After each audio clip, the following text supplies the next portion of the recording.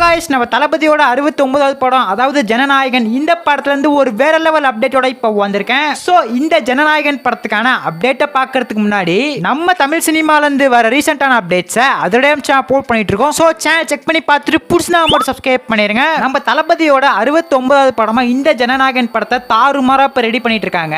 நம்ம வினோத் டைரக்ஷன்ல பயங்கரமா இந்த படம் இப்ப ரெடி ஆகிட்டு இருக்கு. கேவிஎன் ப்ரொடக்ஷன் படத்தை தயாரிக்கிறாங்க.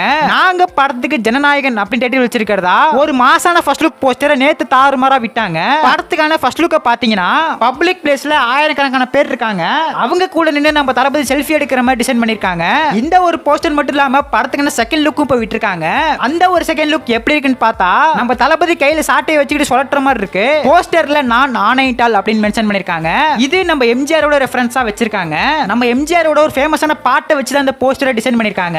படத்துக்கான டைரக்டர் நம்ம வினோத் பத்தி உங்களுக்கே தெரியும். அவரோட எல்லா படங்கள்லயும் ஒரு நல்ல கருத்து இருக்கும். நேர்கொண்ட பார்வை, வலிமை, துணிவு அப்படின்னு எல்லா படத்துலயும் ஒரு பயங்கரமான மெசேஜ் சொல்லிருப்பாரு. சோ அதே மாதிரி இந்த ஜனநாயகன் படத்துலயும் ஒரு பயங்கரமான மெசேஜ் இருக்குன்னு எதிர்பார்க்கலாம். இந்த ஜனநாயகன் நம்ம தளபதியோட லாஸ்ட் படம். சோ அதனால இந்த படத்தை வெறித்தனமா பார்த்து பக்குவமா தான் எடுப்பாங்க.